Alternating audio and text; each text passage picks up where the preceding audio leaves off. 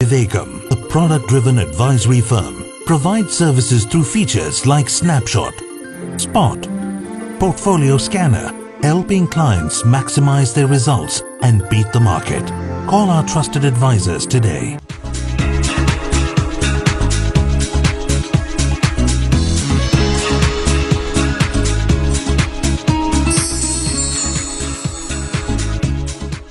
వివేకం financial services సగర్వంగా ప్రసారం చేస్తున్నటువంటి లెర్న్ టు ఎర్న్ ప్రోగ్రామ్ ని అది ప్రసారమయ్యే సమయంలో అన్ని ఛానల్స్ కన్నా అగ్రగామిగా ఉంచడమే కాకుండా యూట్యూబ్ లో అప్లోడ్ చేయబడుతున్నటువంటి అన్ని ఎపిసోడ్స్ కి కూడా అపూర్వ ఆదరణ చూపిస్తున్నటువంటి తెలుగు ప్రేక్షకులకి థాంక్స్. మీరు చూపిస్తున్నటువంటి ఈ ఆదరణే మాకెంతో ప్రేరణిస్తోంది. ఇప్పటి వరకు ప్రసారమైన అన్ని ఎపిసోడ్లో వివిధ అంశాలు చర్చించినప్పటికీ మ్యూచువల్ ఫండ్స్ లో కూడా డెట్ ఫండ్స్ పైనే దృష్టి పెట్టడం జరిగింది. ఈ ఎపిసోడ్ నుంచి మొదలుకొని ఈక్విటీ ఫండ్స్ పైన కూడా దృష్టి పెట్టి ఈక్విటీ ఫండ్స్ లో పెట్టుబడి చేసినట్లయితే సగటు ఇన్వెస్టర్ కి ఏ రకంగా లాభసాటిగా ఉంటుందో తెలుసుకునే ప్రయత్నం చేద్దాం. అమెరికన్ డాలర్లో కనుక కొలిచినట్లయితే ఇండియా యొక్క జీడీపీ ప్రస్తుతం $2.3 ట్రిలియన్ గా చెప్పబడుతోంది.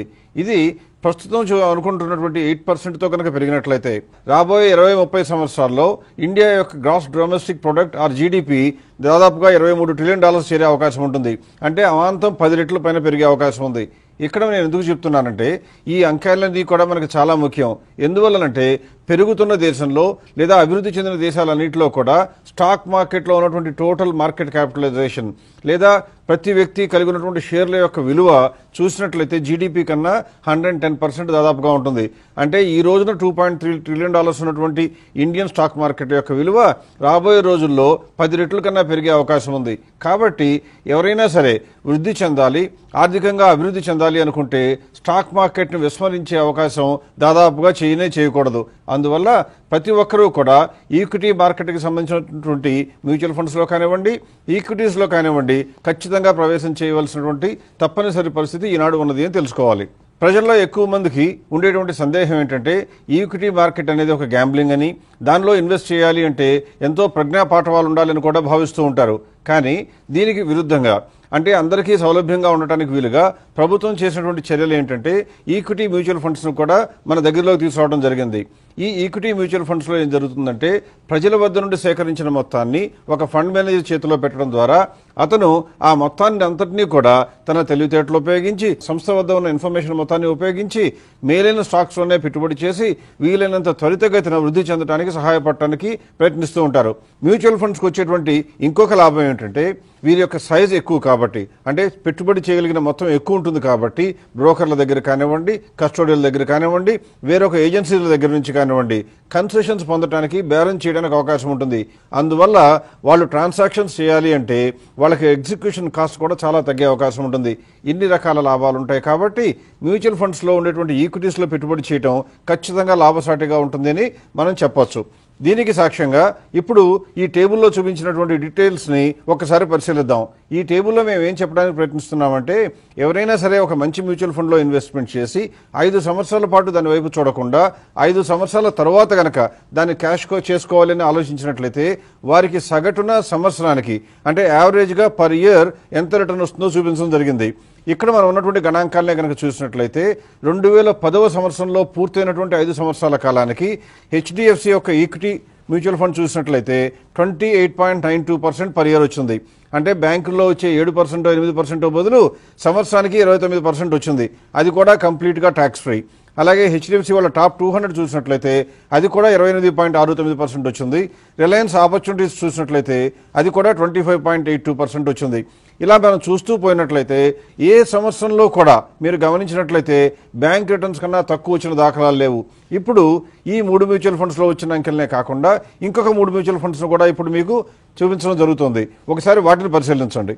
ఈ టేబుల్లో మీకు చూపిస్తున్నటువంటి mutual funds Birla Sun Life వారి ఫ్రంట్ లైన్ ఈక్విటీ, ఐసిఐసిఐ వారి వాల్యూ డిస్కవరీ, ఫ్రాంక్లిన్ వారి బ్లూ చిప్ ఈక్విటీ. ఈ 3 ఫండ్స్లో కూడా చూసినట్లయితే ఎక్కడా కూడా 8% కన్నా తక్కువ లేకుండా మనకి 5 సంవత్సరాల కాల పరిమితిలో వచ్చినటువంటి రిటర్న్స్ చూపించడం జరిగింది. ఇక్కడ మీకు ఒక సందేహం రావచ్చు, ఈ మ్యూచువల్ ఫండ్స్లో పెట్టుబడి చేయాలని నాకు ఎలా తెలుస్తుంది అని అనుమానం రావటం సహజం. దీనికి మేము చేసినటువంటి తార్కాణం ఏంటంటే ఇది పెట్టాలా అందులో పెట్టాలని ఆలోచించే బదులు అందరూ నమ్మినటువంటిది ఏ మ్యూచువల్ ఫండ్లో అయితే కార్పస్ అన్నిటికన్నా ఎక్కువగా ఉంటుందో ఆ మ్యూచువల్ ఫండ్స్ ఎన్నుకుని ఆ మ్యూచువల్ ఫండ్స్లో వచ్చిన రిటర్న్స్నే మీకు ప్రదర్శించడం జరిగింది. అంటే మంచి లాభాలు రావాలి అంటే ఎక్కువ మంది నమ్మి ఎక్కువ మొత్తం కార్పస్గా ఉన్నటువంటి మ్యూచువల్ ఫండ్ కనుక ఎన్నుకున్నట్లయితే మీకు ఈ రకంగా లాభాలు వస్తాయి. మ్యూచువల్ ఫండ్స్ పై సమాచారాన్ని సేకరించి మీకు అందించే ప్రక్రియలో భాగంగా ఈరోజు అవంతి కూడా ప్రోగ్రాంలో పార్టిసిపేట్ చేస్తుంది. Let us welcome her.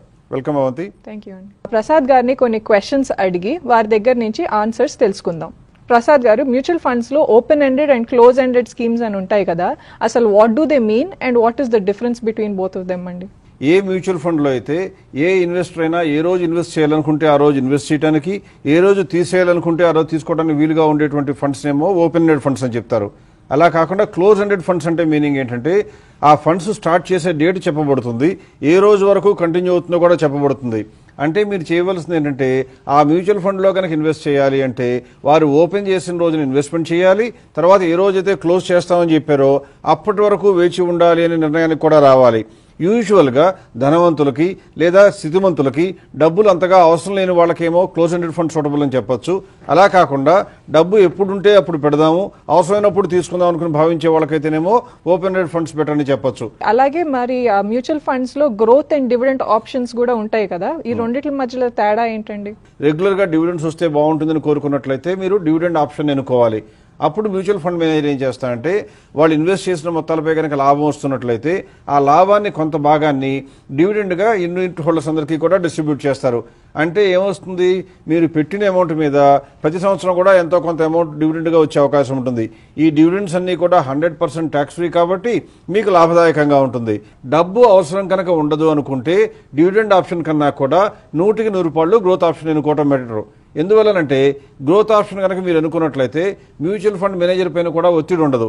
అంటే పెరుగుతున్న స్టాక్స్ని ఇంకా పెరిగే అవకాశం ఉన్నా కూడా డివిడెండ్ ఇవ్వడం కోసం అమ్ముదామనే ప్రయత్నం చేయకుండా అలాగే ఉంచి ఇంకా పెరగనిస్తారు. అంటే మీ యొక్క డబ్బులు కాంపౌండెడ్ యాన్యువల్ గ్రోత్ ప్రకారం ఆ 20% ప్రకారం పెరిగే అవకాశం ఉంటుంది. అందువల్ల ఎప్పుడూ కూడా వీలైనంత వరకు గ్రోత్ ఆప్షన్ ఎన్నుకోవడం మంచిది. అయితే మీరు చెప్పినట్లుగా డబ్బు అవసరం లేని వాళ్ళందరికీ గ్రోత్ ఆప్షన్ అని చెప్పారు కదా, ఇప్పుడు అన్ని సందర్భాల్లో అందరికీ ఈ ఆప్షన్ అనేది అప్లికబుల్ అంటారా? ఎక్కువ సందర్భాల్లో అలా అని చెప్పొచ్చు. కానీ ఇక్కడ గమనించాల్సింది ఏంటంటే ట్యాక్స్ సేవింగ్ కోసం ఈక్విటీ లింక్డ్ సేవింగ్ స్కీమ్లో ఇన్వెస్ట్ చేసేవాళ్ళు మాత్రం ఖచ్చితంగా గ్రోత్ ఆప్షన్ బదులు డివిడెండ్ ఆప్షన్ తీసుకున్నట్లయితే కొద్దిగా ఉపయోగకరంగా ఉంటుంది. ఎలా అంటే వాళ్ళ కనుక డివిడెండ్ డిక్లేర్ చేసినట్లయితే ఆ డివిడెండ్ను కూడా తిరిగి మళ్ళీ అందులోనే ఇన్వెస్ట్ చేయొచ్చు.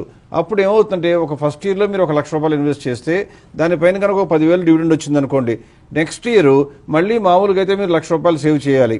కానీ అందులో ₹10,000 డివిడెండ్గా వచ్చింది కాబట్టి ఆ 10,000ని మళ్ళీ ఈక్విటీ లింక్డ్ సేవింగ్ స్కీమ్లో ఇన్వెస్ట్ చేస్తే ఆ 10,000 మళ్ళీ ఎంటైటిల్మెంట్ వస్తుంది మీకు డిడక్షన్ కోసం. కాబట్టి మీరు ఇంకో 90,000 పే చేస్తే చాలు, అంటే 90,000 ఇన్వెస్ట్ చేస్తే చాలు. అలా ఏమవుతుందంటే మీరు పోతూ ఉండగా కొన్ని రోజులు అయిపోయిన తర్వాత మీకు వస్తున్నటువంటి ఈక్విటీ లింక్డ్ సేవింగ్ స్కీమ్లో ఎంతైతే ఇన్వెస్ట్మెంట్స్ ఉన్నాయో వాటి మీద వచ్చే డివిడెండ్ కన్నా మిగిలిన అమౌంట్ మాత్రమే మీరు ఫ్రెష్గా ఇన్వెస్ట్ చేయాలి. దాని ద్వారా ఏమొస్తుందంటే మీకు క్యాష్ అవుట్గో తగ్గుతుంది, కానీ ట్యాక్స్ బెనిఫిట్ మాత్రం ఈక్వల్గా ఉంటుంది. ఈక్విటీ మ్యూచువల్ ఫండ్స్ పై మిగిలిన వివరాలు సేకరించబోయే ముందు లెర్న్ టు ఎర్న్ ప్రోగ్రాంలో ఒక చిన్న బ్రేక్ తీసుకుందాం. Vivekam, a product-driven advisory firm, provides services through features like Snapshot, Spot, Portfolio Scanner, helping clients maximize their results and beat the market. Call our trusted advisors today. Learn to earn program కి తిరిగి స్వాగతం. Mutual funds లో చాలా రకాలు ఉంటాయి కదండి, అవి ఏమిటి? ఇన్వెస్టర్స్ కి ఏది మంచిదో మనకి ఎలా తెలుస్తుంది? మ్యూచువల్ ఫండ్స్లో రకరకాల స్కీమ్స్ ఉండటం అనేది జనరల్గా జరుగుతున్న పని. అందులో డైవర్సిఫైడ్ అని కొన్ని ఉంటాయి, కొన్ని ఏమో సెక్టరల్ ఫండ్స్ అంటారు. అంటే for example pharma focus fund అని, మల్టీనేషనల్ ఫోకస్ ఫండ్ అని, బ్యాంకింగ్ సెక్టర్ ఫండ్ అని, ఇలా రకరకాల ఒక్కొక్క సెక్టర్ మీద ఇన్వెస్ట్ చేసే ఫండ్స్ కొన్ని ఉంటాయి. ఇలాగే కాకుండా కొన్ని థీమ్ బేస్డ్ ఫండ్స్ ఉంటాయి. అంటే ఏం చేస్తారంటే పీఈ బేస్డ్ అని, ప్రైస్ ఎర్నింగ్స్ రేషియో మారినప్పుడు పెడతామని, లేదా ఆర్బిట్రేజ్ ఫండ్ అని, ఇలా కొన్ని ఫండ్స్ ఉంటాయి. వీటన్నిటికీ అదనంగా కొంతమంది ఏం చేస్తారంటే యాక్టివ్ ఇన్వెస్ట్మెంట్ కనుక అయితే ఎక్స్పెన్సెస్ రేషియో ఎక్కువ ఉంటుంది కాబట్టి మీకు ఖర్చులు తగ్గిస్తాము అనే ఉద్దేశంతో ప్యాసివ్ ఫండ్స్ని ఏర్పాటు చేస్తారు. దాన్ని ఏమని చెప్పొచ్చు అంటే మనం అంతకుముందు కూడా మన ప్రోగ్రాంలో గమనించినట్లుగా నిఫ్టీ మీద ఒక ఫండ్ క్రియేట్ చేస్తారు. అంటే ఆ ఫండ్ మేనేజర్ ఏం చేస్తాడంటే ప్రజల వద్ద నుండి కలెక్ట్ చేసే మొత్తాన్ని కూడా ఎట్టి పరిస్థితుల్లో కూడా ఆ నిఫ్టీలో ఉండే స్టాక్స్లోనే ఇన్వెస్ట్ చేస్తాడు, వీలైనంత వరకు అదే ప్రపోర్షన్లో కూడా మెయింటైన్ చేస్తాడు. ఇలా చేయడం ద్వారా ఏం జరుగుతుందంటే అతని యొక్క ఎక్స్పెన్సెస్ రేషియో తక్కువ, అంటే తరచుగా అమ్మి కొనవలసిన అవసరం ఉండదు. ఒకే ఒకసారి ఎప్పుడైతే ఇండెక్స్లో కనుక చేంజెస్ చేసినప్పుడు మాత్రమే ఇతను కూడా తన పోర్ట్ఫోలియోలో చేంజెస్ మారుస్తూ ఉంటారు తప్పితే అదర్వైజ్ దాన్ని ట్రాక్ చేస్తూ ఉంటారు. అలాగే ఇందులో కనుక మ్యూచువల్ ఫండ్లో మీరు మళ్ళీ ఫ్రెష్గా డబ్బులు పెడితే ఆ డబ్బుల్ని కూడా ఆ ఇండెక్స్లో ఉన్న స్టాక్స్ని సమానంగా పంచి అదే రేషియోలో కొనుక్కోవడానికి ప్రయత్నం చేస్తూ ఉంటారు. ఇలా ఇండెక్స్ ఫండ్స్ ఉంటాయి. ఇలాగే కొన్ని 40 years ప్లస్ ఉండే వాళ్ళకని రిటైర్మెంట్ కోసం బ్యాలెన్స్డ్ ఫండ్స్ అని రకరకాలు ఉన్నప్పటికీ కూడా ప్రధాన ఉద్దేశం ఏ ఇన్వెస్టర్ అయినా మ్యూచువల్ ఫండ్లో ఇన్వెస్ట్ చేస్తారు అంటే వారి యొక్క మెయిన్ ఉద్దేశం ఏంటంటే డబ్బు సంపాదించడం. ఆ డబ్బు సంపాదించడానికి మీ తెలివి కూడా జోడించి నా లెక్క ప్రకారం ఫార్మా సెక్టర్ పెరుగుతుంది అని కనుక మీరు అనుకున్నట్లయితే ఆ ఫార్మా సెక్టర్లో ఏది కొనుక్కోవాలో కన్ఫ్యూజన్లో కనుక మీరు ఉన్నట్లయితే అటువంటి సందర్భాల్లో మాత్రమే, అంటే కేవలం ఫండ్ మేనేజర్ తెలివిపైన ఆధారపడకుండా మీ తెలివిని కూడా జోడించి మీ తెలివికి అదనంగా వాళ్ళ తెలివిని వాడుకోవాలనుకున్నప్పుడు మాత్రమే సెక్టరల్ ఫండ్స్ వైపు దృష్టి పెట్టాలి. కానీ అలా కాకుండా రాబోయే రోజుల్లో బ్యాంకింగ్ సెక్టర్ బాగుంటుందనుకుని దాని బ్యాంకింగ్ సెక్టర్ ఫండ్స్లో పెట్టడం కానీ, ఫార్మాలో పెట్టడం కానీ, మల్టీనేషనల్ సెక్టర్స్లో పెట్టడం కానీ అనేది అంత తెలివైన పని కాదు. ఎందుకంటే దాదాపుగా అన్ని ఫండ్స్లోనూ ఇన్వెస్ట్ చేసే డైవర్సిఫైడ్ ఫండ్సే బహుళ ప్రజాదరణ పొందినటువంటి ఫండ్స్గా చెప్పాలి. ఎందుకంటే అందరికీ అందుబాటులో ఉండేవి కార్పస్ చాలా ఎక్కువగా ఉండే ఫండ్స్ ఏవి అని చూస్తే ఎప్పుడూ డైవర్సిఫైడ్ ఫండ్స్.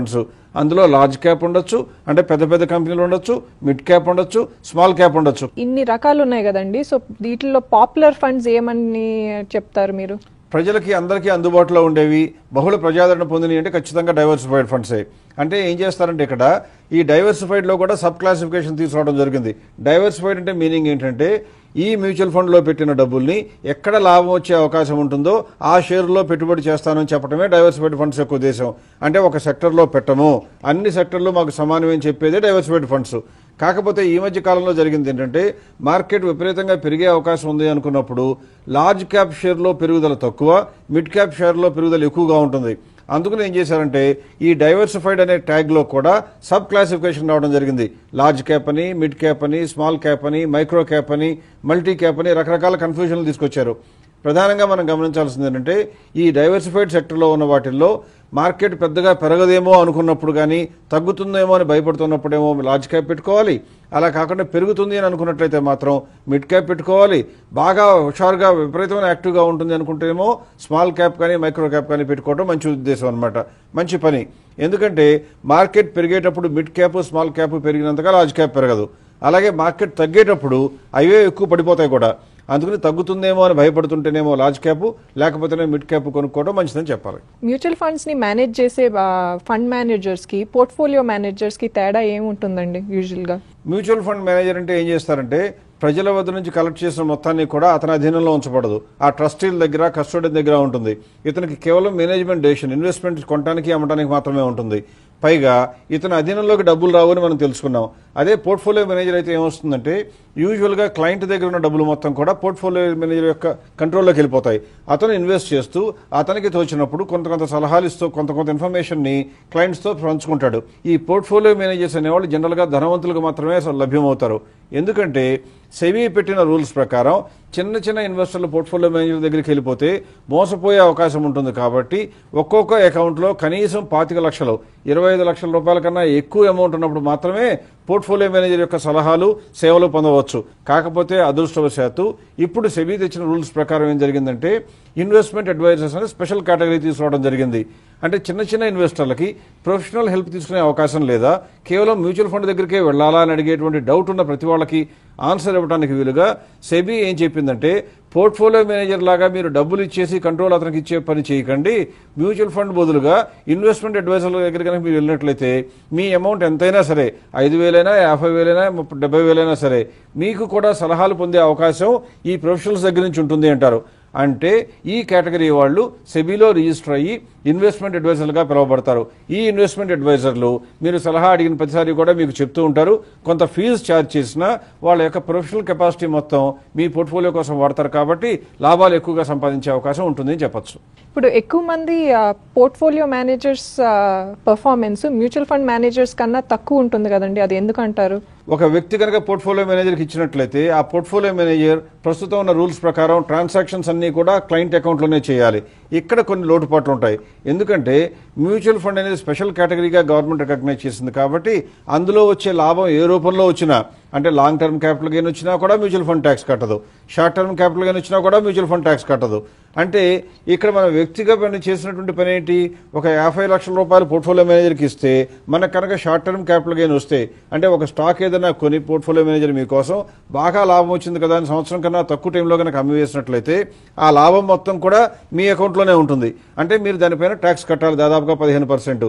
అదే కనుక మీరు అదే పని కనుక మ్యూచువల్ ఫండ్ మేనేజర్కి ఇచ్చి మ్యూచువల్ ఫండ్ మేనేజర్ స్టాక్ను అమ్మేసినా కూడా దానిపైన ట్యాక్స్ మ్యూచువల్ ఫండ్ మేనేజరు కట్టడు, మీరు కట్టరు.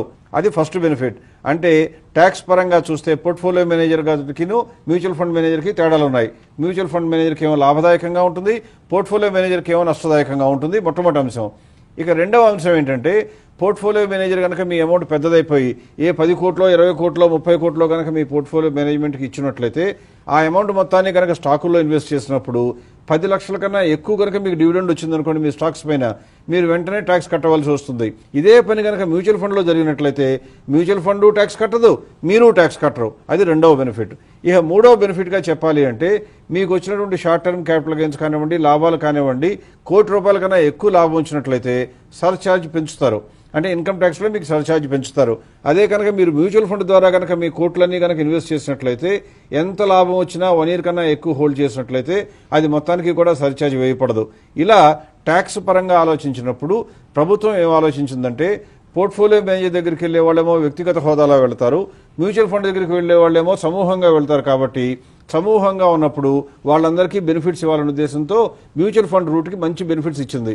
అందువల్లనే పోర్ట్ఫోలియో మేనేజర్ మ్యూచువల్ ఫండ్ మేనేజర్గా బాగా సక్సెస్ అయిన కూడా బయటకు వచ్చి పోర్ట్ఫోలియో మేనేజర్గా రూపాంతరం చెంది బిజినెస్ స్టార్ట్ చేస్తే అంత మెరుగైన రిటర్న్స్ ఇవ్వడానికి అవకాశాలు ఉండవు. కారణం ఏంటంటే ట్యాక్స్ ట్రీట్మెంట్లో ఉండే తేడాలు. మ్యూచువల్ ఫండ్స్ని మేనేజ్ చేసేటప్పుడు ఎవరైనా తప్పు పనులు చేసే అవకాశం ఉంటుందా అసలు ఫస్ట్ ఆఫ్ ఆల్? అండ్ ఉంటే ఎటువంటి తప్పు పనులు చేయగలుగుతారు? అండ్ చేసినప్పుడు ఇన్వెస్టర్స్ వీటిని ఎలా పసిగట్టగలుగుతారు? ఇది కొద్దిగా ట్రికీ ఇష్యూ అని చెప్పాలి. ఎందుకంటే జనరల్గా ప్రజల్ని భయభ్రాంతులకు గురి చేయడం నా ఉద్దేశం కాదు. కాకపోతే మ్యూచువల్ ఫండ్లో కానివ్వండి ఎక్కడైనా సరే ఒక మనిషి యొక్క డబ్బుల్ని వేరొక మనిషి హ్యాండిల్ చేసేటప్పుడు కొద్దో గొప్ప లోటుపాట్లకి, కొద్దో గొప్ప పొరపాటు జరగడానికి, మోసాలు కూడా చేయడానికి ప్రయత్నం చేయడానికి అవకాశం ఉంటుంది. కాబట్టి చెప్తున్నాను. కేవలం నేను చెప్పేది థియరిటికల్ ఆన్సరే కానీ ఇది ఎవరిని ఆక్షేపించింది కాదు, ఎవరిని ఉద్దేశించి కూడా చెప్పేటువంటి అంశం కాదని దయచేసి గమనించండి. ఇక్కడ ఏం జరుగుతుంటే 2-3 రకాలుగా మోసాలు జరగడానికి అవకాశం ఉంటుంది. ఒకటి ఏం చేస్తారంటే ఆ మ్యూచువల్ ఫండ్ మేనేజర్ అనే అతను ఏ స్టాక్ కొనబోతున్నాడో, ఏ స్టాక్ కొంటాడో అనేది అతనికి మాత్రమే తెలిసే అంశం. అతను ఏం చేస్తారంటే అతని స్నేహితులు కనుక బ్రోకర్లుగా ఉన్నట్లయితే వాళ్ళకి ముందే ఒప్పందిస్తారు. అంటే ముందే కొద్దిగా ఇన్ఫర్మేషన్ ఇస్తాడు. నేను నెక్స్ట్ మంత్లో ఈ పలానా స్టాక్ కొందాం అనుకుంటున్నాను అంటాడు. ఫర్ ఎగ్జాంపుల్ అది వాళ్ళ ₹50 ఉందనుకోండి. ఏమంటే బ్రోకర్ ఏం చేస్తాడంటే ఇక ఆ రోజు నుంచి మొదలుకొని ₹50 నుంచి కొంటూ పోతాడు. దాదాపుగా ₹60-70 వరకు వచ్చే వరకు కొని ఆ తర్వాత ₹80 వచ్చిన తర్వాత మ్యూచువల్ ఫండ్ మేనేజర్తో చెప్తాడు, నేను ఆల్రెడీ ఒక 50 లక్షల షేర్లు కొనుక్కున్నాను కాబట్టి ఇప్పుడు నువ్వు కొంట మొదలు పెట్టచ్చు అంటాడు. అప్పుడు మ్యూచువల్ ఫండ్ మేనేజర్ ఏం చేస్తాడంటే ఆ షేర్స్ని మార్కెట్లో కొంట మొదలు పెడతాడు. అప్పుడు ఇప్పుడు వరకు కొనుక్కొచ్చిన బ్రోకర్ ఏమో అమ్మేస్తాడు. దీన్నే ఫ్రంట్ రన్నింగ్ అంటాం. అంటే కొనబోయే వారి కోసం ముందే మనం కొనుక్కుని అక్యూములేట్ చేసి ఎక్కువ రేటుకి వాళ్ళకి అంటగట్టడం. ఇది ఎవరైనా కంప్లైంట్ చేస్తే బయటపడే అవకాశం ఉంటుంది. కానీ లేనట్లయితే గుట్టు చప్పుడు కాకుండా తెర వెనక మాత్రమే వ్యవహారంగా మిగిలిపోతుంది. ఇది మొదటి అంశం. రెండవ అంశం ఏంటంటే ఎవరైనా మ్యూచువల్ ఫండ్ మేనేజర్ దగ్గర కనుక ₹1,000 కోట్ల ఫండ్స్ ఉన్నాయనుకోండి, అతను ఏం చేయొచ్చు అంటే అన్లిస్టెడ్ షేర్స్ కూడా కొంటాం మొదలు పెడతాడు. అంటే మార్కెట్లో లిస్ట్ అయిన షేర్సే కాకుండా బయటికి కూడా కొంటాడు.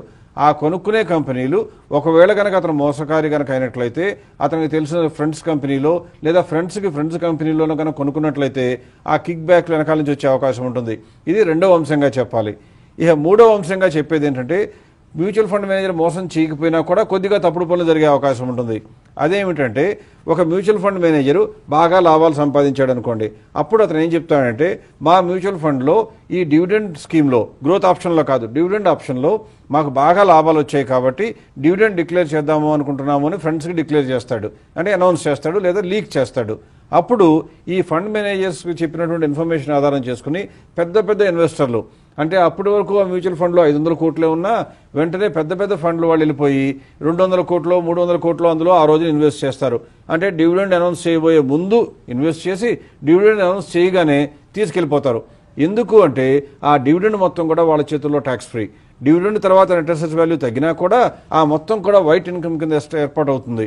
అందువల్ల డివిడెండ్ స్ట్రిప్పింగ్ అంటారు.